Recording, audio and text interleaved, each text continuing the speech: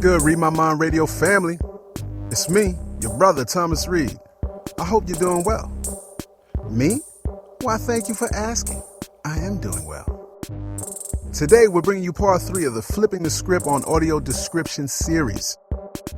You know, this was never actually supposed to be a series. I originally planned for 1 episode, but it was quickly evident that several people had something to share on the subject. It got me thinking about audio description in 2 categories. First, mainstream. These are the writers and narrators creating AD for major film and television projects. Then you have the independents. These consist of a varying degree of theater, live performance, museum, and other sorts of description work. Flipping the Script is all about promoting different voices, alternative views, and audio description topics that are often overlooked. As we've seen, this applies to both mainstream and independent. I can't say for sure that this is the end of the Flipping the Script series, but I can say it's the last for 2020. You know, just when I think I'm done with the topic, they pull me back in. As we go a little something like this. Hit it! Read. My mind. Read. My mind. My name is Rebecca Singh. I am an audio describer, also a performer. I'm the owner of Superior Description Services, which consults with the blind and partially sighted community 100% of the time. I am a cisgendered woman of color, and I live in Toronto, Canada, with my young family. How did you get involved in audio description?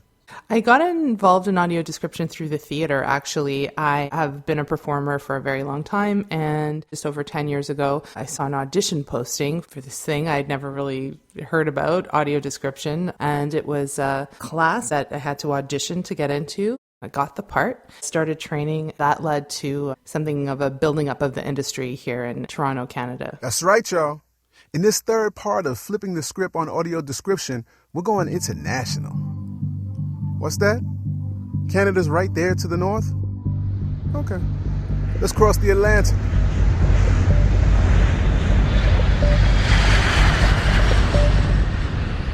My name is Elaine, Lillian Joseph. I'm from a city called Birmingham, which is the second biggest city in the UK. I'm a proud Brummie. I'm a black woman. I've just got my hair done. I've got long light brown extensions with cane row on top. I'm wearing a floral long just below the knee length dress. I'm sitting in my friend's bedroom because I'm currently quarantining with my friend's family. I've been doing AD for just under 2 years. I work for ITV, which is our second biggest channel after the BBC. I'm also a freelance subtitler, so I do subtitles for hard of hearing as well. A lot of accessibility going on. Subtitling, or what we know here in the States as captioning, was Elaine's gateway to audio description. A fan of film and television, she studied English and German in college. Oh, my bad. Uni, or university. It always seemed like a natural thing to want to go into media. Finding out that there was this whole kind of world of accessibility, and it's not just transcription, I guess. Not that there's anything wrong with transcription, but that you can be a bit creative with it. Doing subtitles for hard of hearing, for example, doing a horror film and working out how to describe the sound of an alien creature and what words am I going to use to do that. It seemed like a kind of natural transition from that to also thinking about how to describe things in general. Prior to working at ITV, Elaine was subtitling at another firm, BTI. It just so happened to be the employer of an influential colleague, Veronica Hicks, who kind of really kick-started AD in the UK, certainly. She used to sit directly behind me, and she has this really velvety, plummy voice. I was sitting subtitling and thinking, what is it that she does? Because it sounds fascinating. Elaine asked around and learned more about audio description. Eventually, she left BTI. Everybody at my company knew that I really, really wanted to do it. A position came up, they kind of said, go for it. And I tested and I got the job, and I've been very, very happy ever since. Such an important thing to keep in mind. Let people know you're interested. Today, Elaine has written AD for projects including the remake of Roswell. She's been trained on narration, so we can expect to hear her post-pandemic. She also narrates live performances. I usually do kind of queer cabaret events. There's like dance and spoken word, lip syncing and things like that. I'm wondering, what was the experience from your other work that you brought to audio description? I liked my drama class in junior high, and I decided this is the best thing ever. I made my way to a performing arts high school and got bitten by the performing bug and was doing at first some film and television. As it goes as a performer, the work opportunities changed. Instead of just sitting by the phone, as they say, I shifted over to doing more theater work, clowning. The whole get-up, the makeup and everything? Or was that something different? I think that's a certain kind of clown. I was living in Montreal, like the city of Cirque du Soleil. It was a little bit more movement, physical theater-based kind of stuff. The acrobatics, storytelling with the body. I went to dance school for a while. So it was really more about expressing myself through the body. Okay, yeah, you're not jumping out of a car with like 50 other clowns. No. Okay. She's a creative person who found herself doing more arts administration. After moving to Toronto, she moved back to the performing space, gaining even more of the experience she needed for audio description. That physical performance, for example, prepared her for her first AD assignment describing physical comedy.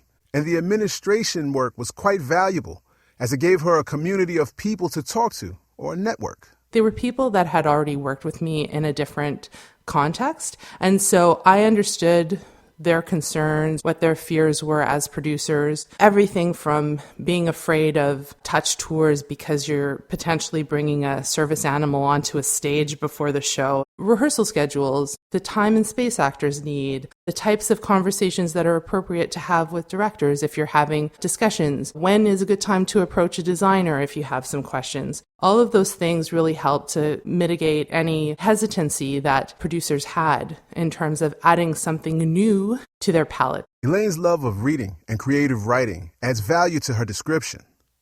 But that merging of creativity with audio description has its challenges. It's a service, and I think it's important to remember it's a service. There can be egos in any industry, and sometimes I think people forget the user and what's most important to the user. Rebecca has her own way of assuring blind consumers are always centered throughout her process. Paid, blind, and partially sighted consultants. I get two different kinds of feedback. I learned a long time ago it's definitely not a one-size-fits-all in terms of description. I have a roster of consultants with different interests as well. I also try and match the interest of the consultant. Some people like opera, some people like dance. All of their different expertise filters into my descriptions, and they ask those really deep and probing questions that I have to find answers to. What kind of differences do you find between the blind and partially sighted feedback that you get? One of the most striking differences is things like when I'm describing a set. With people who are partially sighted, some people need to sit really, really far up close, and they want a different type of perspective in terms of what the set looks like. They may not be sitting in the same place. If they have a service animal, they may be sitting further back in the theater. Maybe they're closer to a speaker. That might cause some sound level things that need to be worked out. Sometimes light matters in a production, sometimes it doesn't. Sometimes I'll get feedback from my blind consultants saying things like, I really appreciated the fact that you called this thing almond-shaped because I know what an almond feels like. I've really developed a sense of what words work better and what words are more inclusive over time, working with both blind and partially sighted consultants, especially if they're working together with me on the same show. That's the other benefit of having multiple consultants, is that they can learn from one another, and I always have a chance to bring in somebody new and widen my pool. Inclusive language reflects all sorts of identities. I've had conversations with people before about things like race, since it's wonderful that we're kind of having a moment where we're really grappling with that. And I've had conversations where people have said blind users don't want to know about race, they want it to be completely neutral. I find that a really interesting argument, because I'm like, what does neutral actually mean? And who are we assuming is neutral? How do those conversations come up when writing description? When I first started, I remember asking questions like, should I describe colour? Should I describe that this rose is red or that this car is blue or whatever? And then moving from that, I guess, to should I describe race and the colour of somebody's skin? So I'll talk specifically about race rather than diversity, I guess, because there are other things that we can describe. The industry standard was to not describe race unless it's important to the plot. By now, if you've been following this ongoing conversation on the podcast, you should be pretty familiar with this AD guideline. As an example of the guideline, Elaine refers to a production of Hamlet. And Hamlet is black, then I should mention it. But that doesn't mean that I'd need to mention the race of anybody else. We can assume that everybody else is white. I took that on board and then I kind of ignored it a little bit because I just found it really difficult. I was like, but why? Yeah.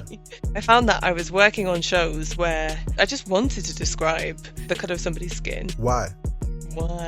Because I thought, what does it mean for it to be relevant to the plot? If there's a conversation happening between sighted users and they're saying, oh, did you notice how the policeman in whatever show it is black?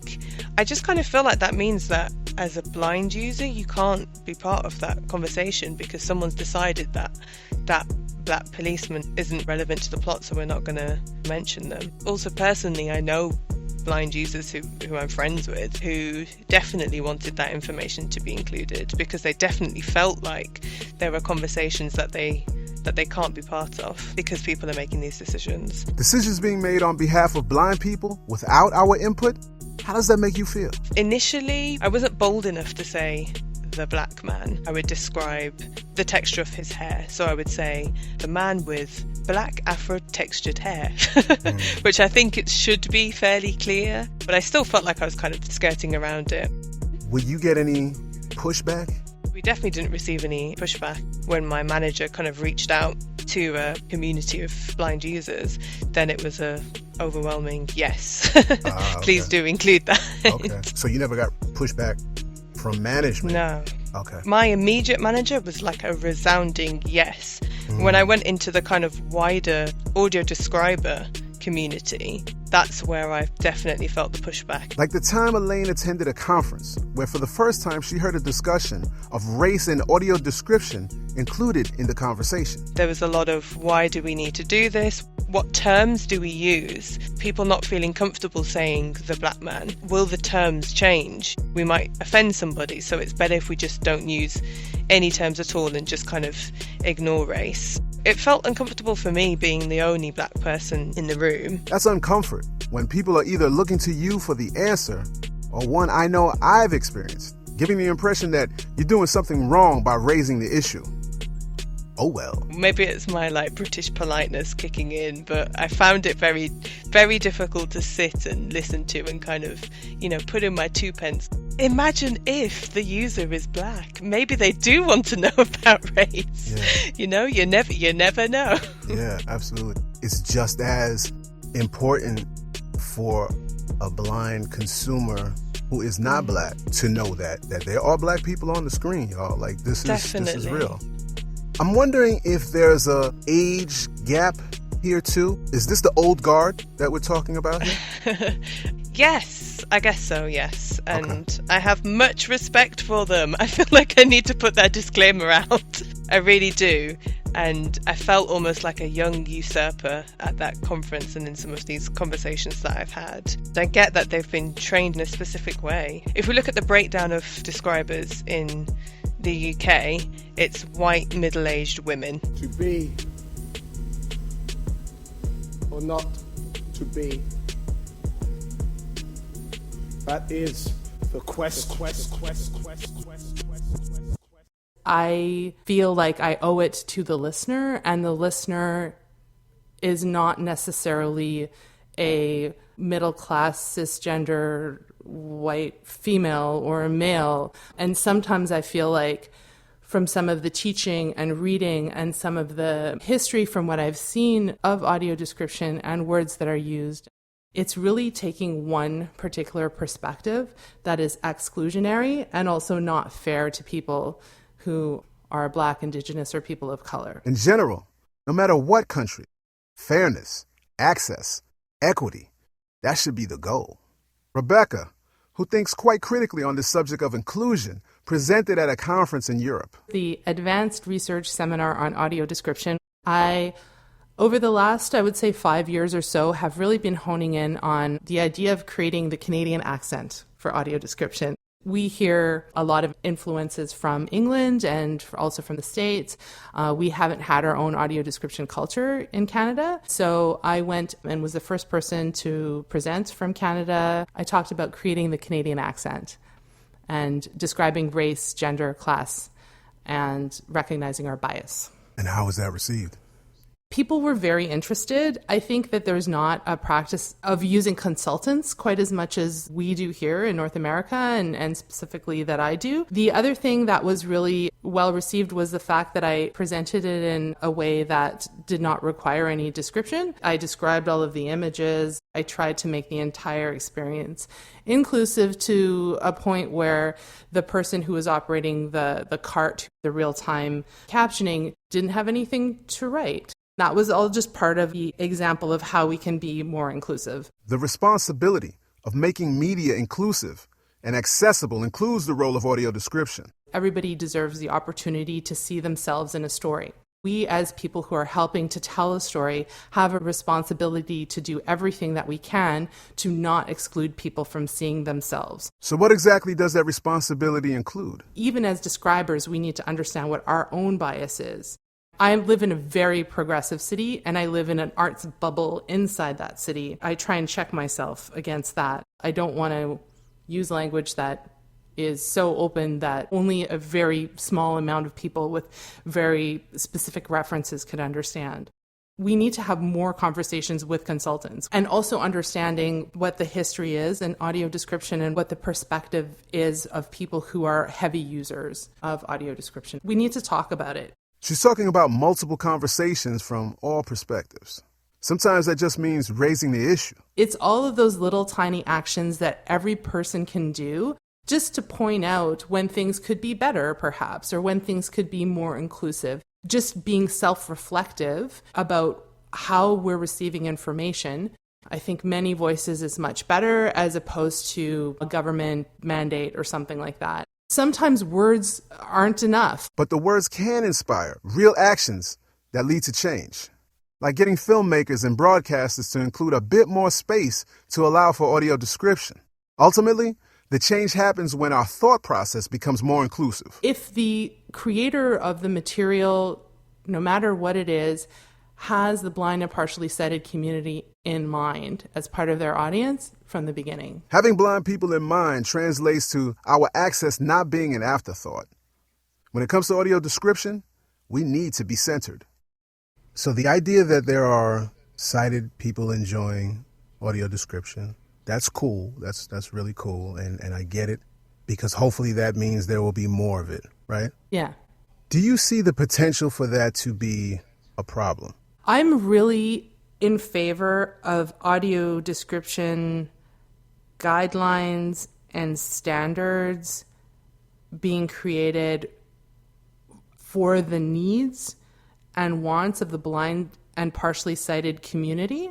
Anyone who is putting something forward that they call audio description is aware of these guidelines and is providing something that's standardized. That said, I think it's also okay to create things that are not necessarily audio description, but use techniques of audio description, and as long as they're not called audio description. I think more is better. And so as long as it's not called audio description when it doesn't meet the standard, go for it. From my understanding, there are conversations happening today exploring these guidelines. I'm not sure what will end up being decided, but I do know that if these conversations do not include people of color in a real way, including decision makers, then we have to ask the question, why? Is it just fashionable right now to appear as though we're addressing issues of diversity? It's a similar question I asked of all those in the Flipping the Script series. It's a simple question, so feel free to answer it. Because I'm asking it. I see I have no choice. Okay. No, but answer it any way you want. My question is why? Why AD? Ooh, that's a lovely question. AD has brought me into contact with people that I probably never would have met in terms of the kind of like queer drag community that I'm now part of, and speaking to blind users and blind performers as well. I think that's enriched my life, and I hope that the descriptions that I give in turn enrich their experience. I remember telling someone, another sighted person, that I did AD, and they just laughed and they were like, blind people don't watch TV. And that was just the whole kind of education, let's say, for that person. I think it's a really, really beautiful service. It's having a bit of a moment over here where people are, certainly from the describer point of view, people are starting to think about how we can change it and engage even further with the community who uses it. That's really, really exciting to be part of, honestly. It's so, so fun. I honestly just want to keep on doing this and developing my skills and my confidence and listening to people. I am a storyteller. I was born that way, and I think it's really important to be able to tell your story in a way that everyone can hear it, receive it. I don't think we have any excuses to ignore that anymore. We have technology to help us out, and I want to see the amazing, wonderful gifts that actually like blind and partially sighted creators present, having had access to some of this more popular culture, some kind of performance art. So I think it's important for everybody to have those opportunities. Access to art is as important as access to sport. I think it's part of what makes us human, and so everybody should have this access. I just think it's fair. That's Rebecca Singh. You can call her CEO of SDS, or Superior Description Services, where she censors audio description. Also known as Describe Video here. I do live description, image description. I produce podcasts with the blind and partially sighted community in mind, consultation to help with universal design.